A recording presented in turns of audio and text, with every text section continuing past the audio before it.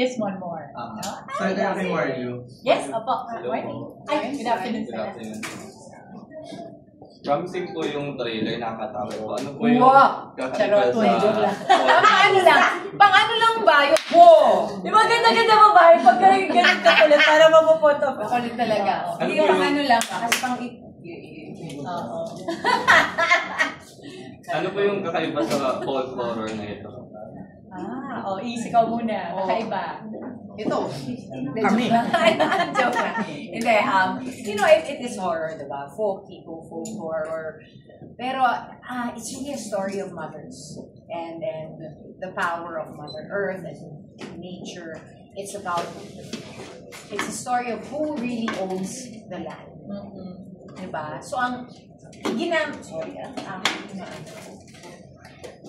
just making sure na wala kayong nakikita hindi dapat makita.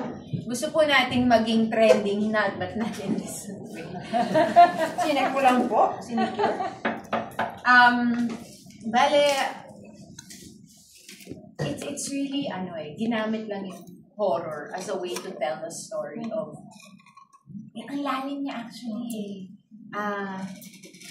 who really owns land?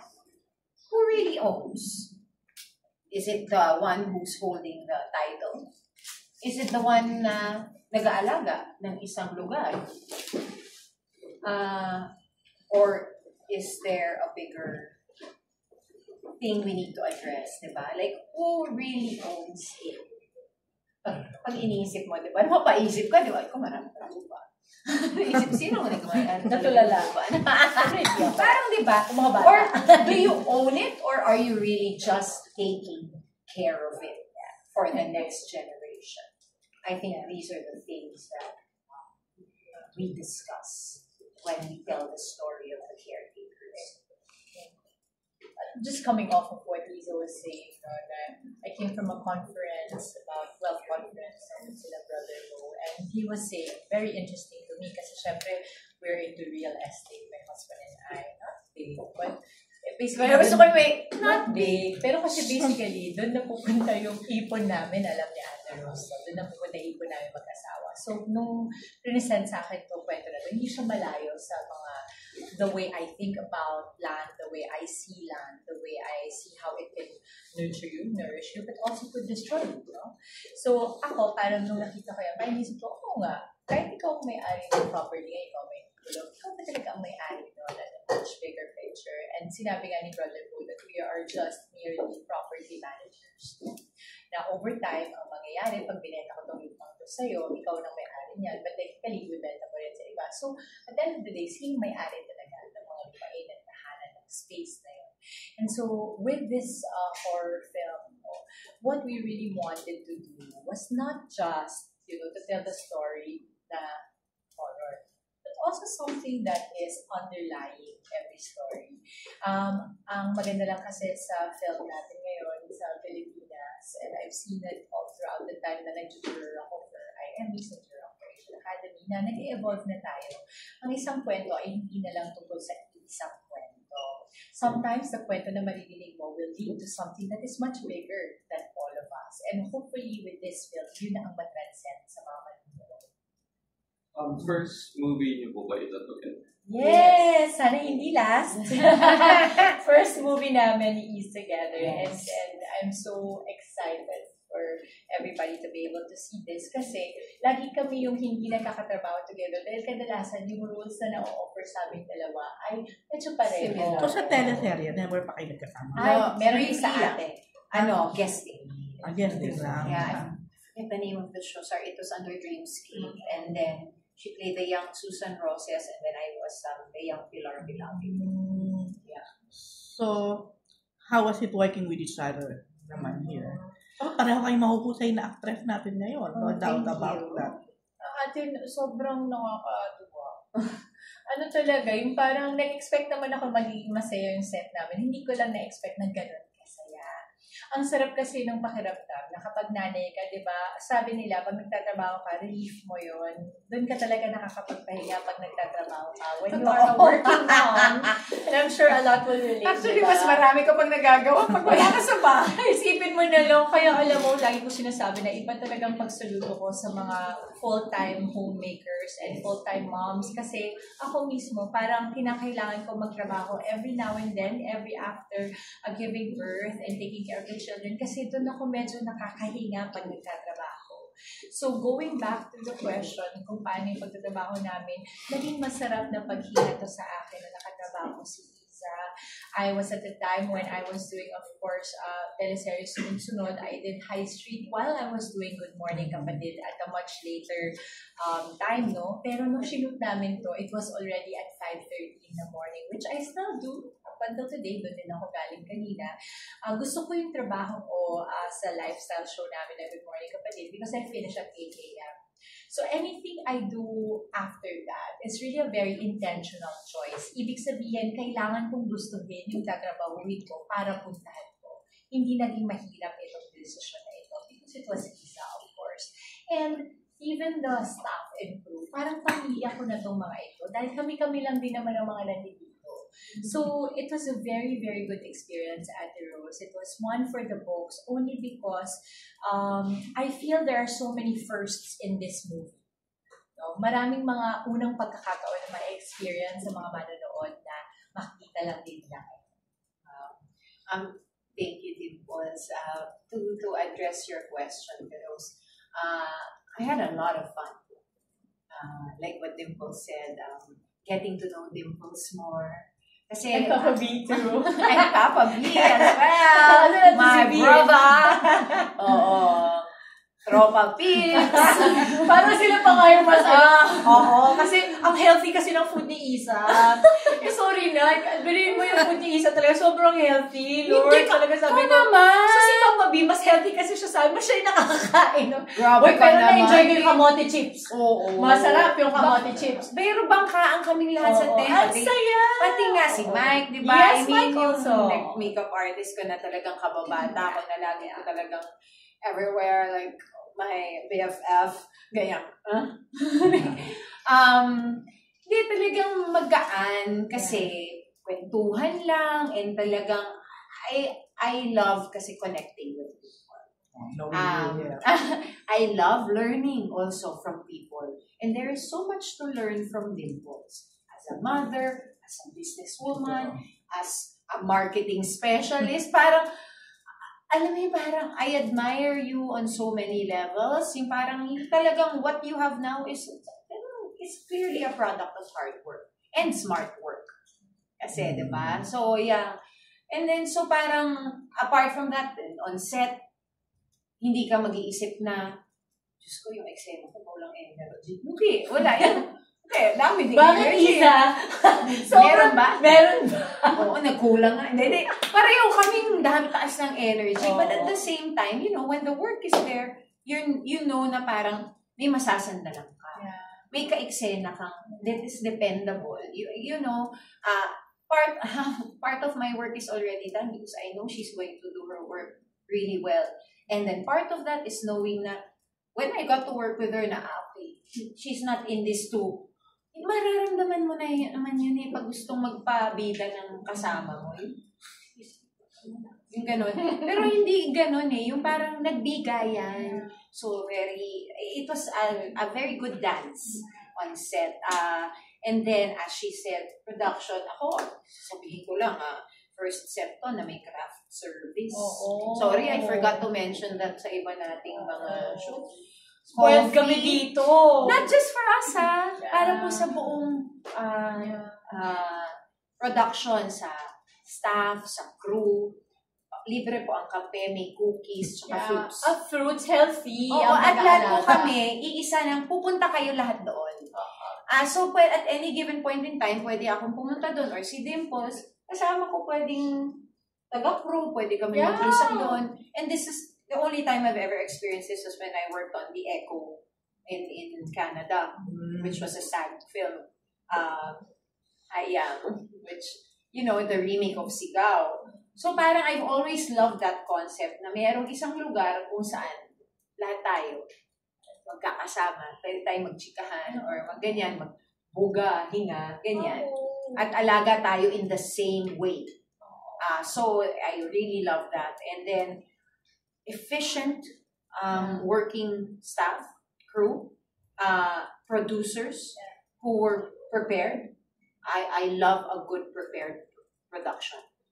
Because a lot of the things naman kasi lack of preparation din naman, di ba? So, I mean, we finished this in 8 days. How do you do that? Yeah. How do you do that in a horror setting? How do you do that? Sabi ko nga, believe ako. At dami pa nating delays yan kasi may ulan may ka ulan, pa. may ganyan kami. Hindi kami baka natapos namin 7.5. Ano Diba kayo base? Bulacan tayo. 3 hours away. Hindi, Kaya, talagang galing. At saka, may I add, no, is, can I say that we are zero waste? Zero waste, yes. Walang kalat to pag umalis kami doon. Oo. We brought our own tumblers, we had our own things. Yes, and everything was, kasi they really tried to be the first zero waste production. And have we succeed? We did succeed in being the first zero waste production. Nothing was packaged meal. Everything was buffet, plated. So, maganda rin. So, parang ipinapakita nyo na sa movie na, kumbaga, you really have to take her or else the mother nature will take it. Napakahusay talaga ni Ate Rose. Iba! Natumbok mo! Galing talaga. Pero totoo naman, di ba? In all things, dapat naman hindi lang kapag kinakailangan natin gawin. But really, what we want to inspire for people to do is really just to do this on a daily basis. Maging parte ito ng pagkatao natin. Curious lang ako, sorry. Isa, Time's up na daw, charot din. since ang hirap din ng ganito kasi may limit. Anyway, since Dimples is a mom of 3 na medyo expert na sa kanya. Medyo, lagay ko pa medyo pa rin. Ano yung mga naging takeaway mo sa kanya as a new mom pa rin naman? Ano ba yan? Pero, no. Kasi nga, I think one of the things you shared is every child is different. So, kailangan mong timplahin yung parenting style mo with every child. And that goes to, that is also applicable to, that's why she cannot be the best mom to my child because this child is my child. Yeah. But I guess if you put her in Dimples' house under her care, at some point she will get to know my child. So that's a different story. But right now, you are the best mom to your child because you know your child best. And that applies with every child pa pala. Kasi, actually, like I said, I have a 21-year-old. Pero hindi kasi ako full-time mom nun eh. So, first time ko tong makita ng 21-year-old brother that I'm kind of like a mother to. Pero yung simula baby, iba first time ko itong ma-experience. Yung talagang, and because I have my brother who's 21, I am already learning. Because you learn from mistakes. Unfortunately, that's why panganay ginibig, di ba? Halos yung, ma-apply mo na, okay, what could I have done better? And because the gap is so wide, I'm learning because now he is able to tell me how I could have been better. Which, apart from stuff na alam ko na kung saan ako nagkamali along the way, he is also able to tell me na, itong sa ganito. So, na-apply ko na rin sa kay Dea. But anyway, going back to Dimples and what I've learned from her, basta ako gusto ko sana maging kasing galing nito sa business. Kasi ang galing talaga sa business. Pag nangangailangan ka talaga isa, gagaling ka talaga. Pag kailangan mo talaga mataas sa tuition fee. Hindi, ba't ako nangangailangan? Pipili pa rin talaga ako ng mga nanatasan eh. Advocacy work pa rin eh. So, tawag siya ng puso ko eh. So, wala naman. There's no right or wrong. It is really your calling. Yeah. Just honoring where life takes you. Yeah. Basta turuan mo ko sa business, ha? Last question. Tips. Yes. Ano po na-discover niyo sa isa't isa while doing the film? Na ako siguro, si Iza is very authentic. You know? I know this already from before, but really, she really walks the talk. Meron kasi siyang, di ba, she has this, she talks, she's part of it. And I guess on the more entrepreneurial business side, I always look at people and I'm inspired by them. I always like to pick their brains, and I always get to meet a lot of people who are actually doing very well in business and in what they're passionate about. And this is not always the case, no? May mga tao na mahusay silang magsalita, pero hindi sila mahusay sa gawa. But Iza is a double threat because she can do Double threat? Yeah, no, but she can do both. She can talk the talk, she can walk the walk, and she can do both. No, effortlessly and making it look very, very good. So that for me was a big revelation. Not because I didn't expect it, but because I always give it to whoever I'm going to be with to introduce themselves to me. Kasi, for example, this version of Iza may not be the same version na na-meet ng ibang tao before. Oh, But definitely. I cannot look at Iza the same way other people met her before. I have to look at Iza now kung kailan ko siya nakikilala. And that's the Iza I know. And vice versa. Huh? Vice versa din. So I always honor the seasons of people. And for Iza, I love the version that I'm meeting. I love the version that I would meet occasionally before. But this one for me, maswerte ako that nakilala ko si Iza at a time in her life na everything is abundant for her. Her love life, her family life, her career.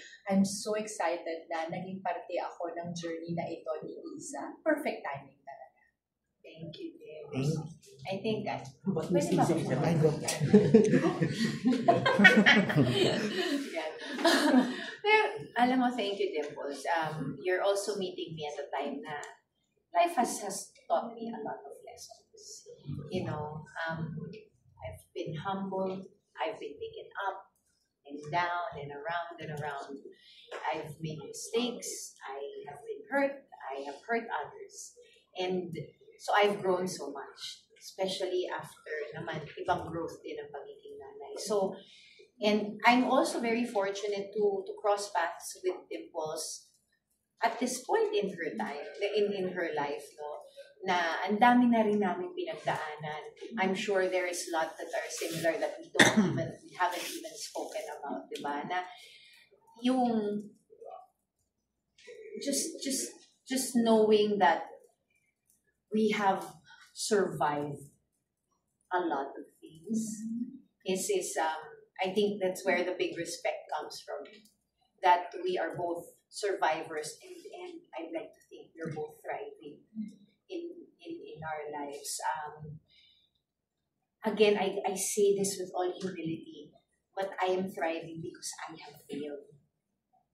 Yeah? And I'm sure in your life, you have also been humbled and, you know, in different ways. So, kaya kami nandito ngayon. And yun yung version na nakilala namin. But at the same time, we both know how to have fun. And I've discovered na meron pa palang mas mataas ang energy sa akin. Pero, depende kasi minsan tatahimik din naman si Dimples. Pero, pareho kami panaldal talaga. That is certain. Nakahanap kami ng katapat.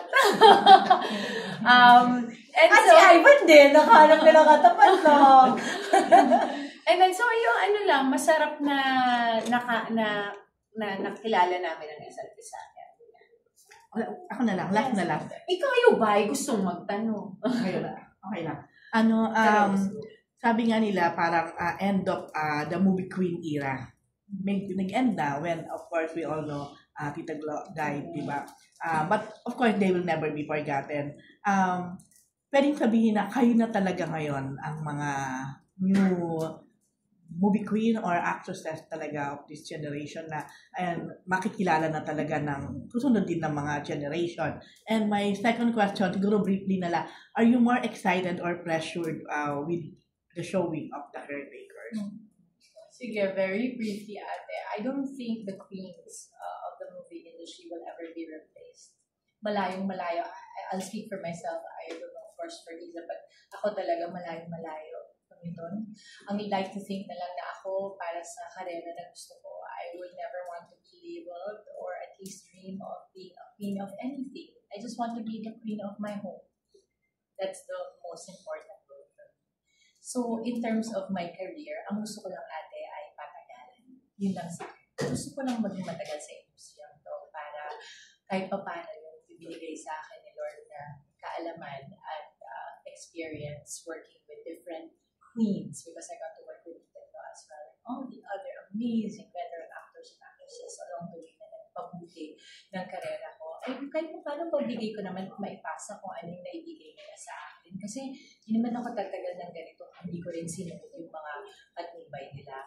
And the pressure or excited, I don't feel any pressure. Hindi, parang ako, kasi kanina you were saying in another question na parang she is yung sa pressure, she doesn't feel it.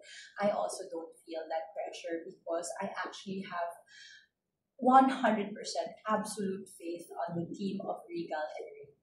I have faith that we can all do this together. As Isa would say, kami mga artista, nagawa na namin yung aming kailangan gawin. Ang trabaho namin ay umarte at iparating ang mensahe ng kwento na ito. All the others, trabaho na ng iba yun. And we honor the work of our teammates. So I feel no pressure. I feel very excited to tell the story of Lydia and Audrey and all the rest of the characters. And ultimately be able to affect people in ways na kagaya nga ng pelikula to. Pag pinanood po ninyo, it will grow on you. Meron siyang pace na kakaiba. Hindi siya yung normal horror mo na mabilis. Sisigaw ka, tatakutan kayo, hindi. It will grow on you and it will tell you the story. At ito yung tipo ng pelikulang gusto mong paulit-ulit panoorin para mas maintindihan mo pa. Alam mo yung feeling nung pagkain na alam mo masarap pero hindi mo makuha yung lasa. Tapos naiinis ka sa sarili mo dahil parang gusto mo pa yun na ito yung pelikula na yun. Gutom na siguro ko kasi may reference na ako to food din. Diba no? Sorry, yung first question nga ay Movie Queens. Movie Queens, yes. Yeah, sorry. Kasi nakikinig na ako dun sa last part pressure. So, Movie Queens, wow! Ay, hindi ko alam na yung sinasabi pala nila ay the movie queens are gone. Yes, Julian is still around. Alam mo yun, parang the movie queens of that generation, perhaps, but it was also a very different time. So, I don't know if like what Dimple said, I agree with that. The only time I labeled myself a queen was when I became Inang Reyna.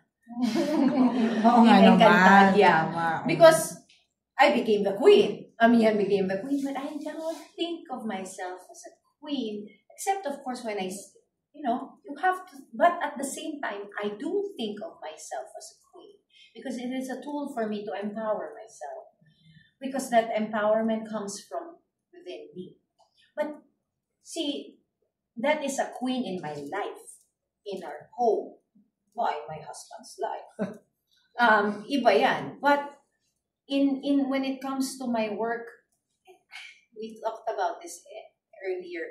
I am not a big fan. There is always healthy competition, and that is part of it. That's good. But I don't like having to bring down one another so that you can be the queen. I'm actually quite scared of being a queen of everything because people will want to take you down. All that power and then the responsibility of all that power. And also because of the changing landscape, there are more films, content being made. So I guess there are more queens being made. So perhaps there are just, diba? There are more of us that will command a certain sense of authority and leadership and energy and stature. Perhaps yes. Let's acknowledge that, no? Because we have worked hard. Parang your CV naman will speak for itself, diba? The what you have done. But to call myself a queen, I feel is a bit too narcissistic. For me, to call myself a queen. And I've never heard anybody call me naman a queen. I don't know. I've never entertained the thought siguro. Parang ganyan, no? Except talaga Reyna. Inang Reyna. Ano ako talaga? And so, like what Dimple said, I have always been in it for longevity. I would like to be like Tita. I would love to act. until my last breath. Alam mo yun? And people sometimes say, what else do you want? What do you mean? I mean, of course I want business. I don't mind. You mean, maybe I will not be making as much. I mean, but I have always loved to be an actor, whether it be in any format, but films and theater I really love. Teleseries are a little more exhausting, so I don't know when I'll be back kasi it really is time-consuming and very exhausting. I'm not saying never. At this point lang, hindi ko pa maibigay dahil nandun pa ako sa Dea Network, exclusive contract, yan. But, you know, I love this so much. I love that we get to call this our job. I'm very fortunate, I'm very privileged. But again, you know, it is when your talent meets the needs of the world, there lies your purpose. And as long as I feel that I can do my part and share whatever talents God has given me, that I shall continue to fulfill my purpose in this realm, as I continue to fulfill my purpose as well at home and in my advocacies. So I would love to always be here. And perhaps that's what a queen is. Yung just showing up for the work that you're given. Actually, trabaho ang pagiging queen. Diba? The queen worked in Queen Elizabeth. It's work. It's responsibility. Pero pareho naman kasi talaga kayong true essence ng actress eh. There's no big or small role sa inyong dalawa. Kasi diba, hindi na lahat ng actress parang kailangan laging big role. Pero kayo, you both accept. Pero nagmamar ka, even like ikaw, this recent MMMF, o diba? Thank you. Oo, kasi diba, kailangan mong sabayan ang agos ng buhay. And just, they said this, the famous Stanislavski quote that there are no small roles, only small actors. But also, it's really you, what do you bring to that? Last na isa yun. Sagutin mo lang. Are you more excited or the pressure, nakalimutan ko na sa dal-dal ko. Sorry, Ivan. Yes. Nasagot ko siya kanina, actually, when I was asked. Whenever, actually, at the time may ganito, hindi ako na-pressure. Ayoko siguro i-pressure yung sarili ko kasi tapos na talaga yung trabaho ko. Whether or not maayos yung trabaho ko, that's a different story. Ako na lang yun, and I always nitpick by myself. So, but that's a different story. But I always do my best. So, tapos ko na yun. And then, this is part of our work, promoting it. And everything else, just the prayer that it all comes together really well. Because the full faith and trust that kung saan man gustong dalhin to ng Panginoon, ay siyang doon niya dadalhin. Kasi we will only really understand how the audience will take this in once it's out in the cinemas. But what we really need help with is your support in telling people to please go to the cinemas to enjoy this cinema experience, because it really is a cinema experience. We've seen half of the film. I'm saying half kasi we're being truthful here. We've seen half of the film, and so far, for me, wow, this is something I would watch on a big screen. Kasi I tried watching it on a smaller screen, and yung iPad na to iba eh. Kailangan talaga, ito yung barkada kayo, pamilya mo, or kadate mo. Kailangan pumunta kayo kasi the sound, the cinematography, everything just comes together for this film. At ano siya it's yung sinatang yung slow mo. Yeah. Dahan-dahan siya. Yeah. Dahan-dahan. So, magkape kayo ba? Para lalong matakot. Thank you. Thank you. Thank you, everybody. Nathan, public short